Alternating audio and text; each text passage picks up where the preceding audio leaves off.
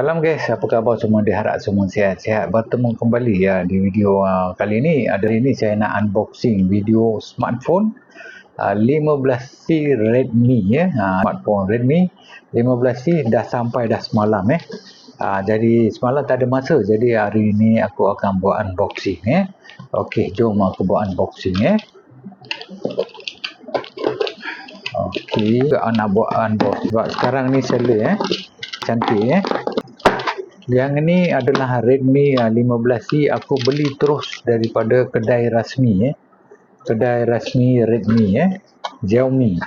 Kedai rasmi Xiaomi Malaysia. Okey, dia ada orange, dia punya receipt kupon Ini seal dia tak buka. Tengok dia tak buka dia semua seal dia ada plastik atasnya. Okey, buka. Dia tak ada unseal dia memang dia seal Okey, sekarang aku akan buka Okey, dan ni cantik. Redmi 15C guys, cantik guys cantik. Dan ni dan aku akan on dululah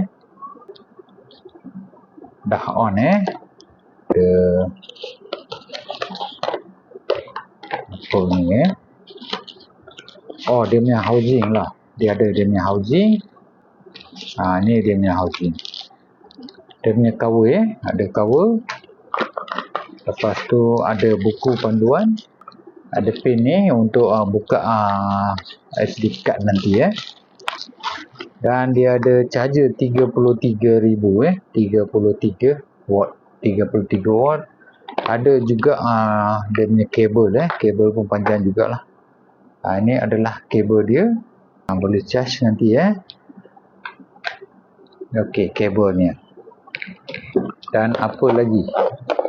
Itu sajalah. Takkan dia nak bagi lain barang lain kan.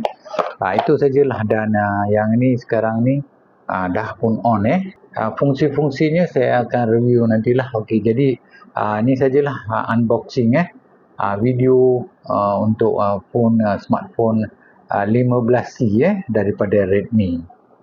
Okey guys, jumpa lagi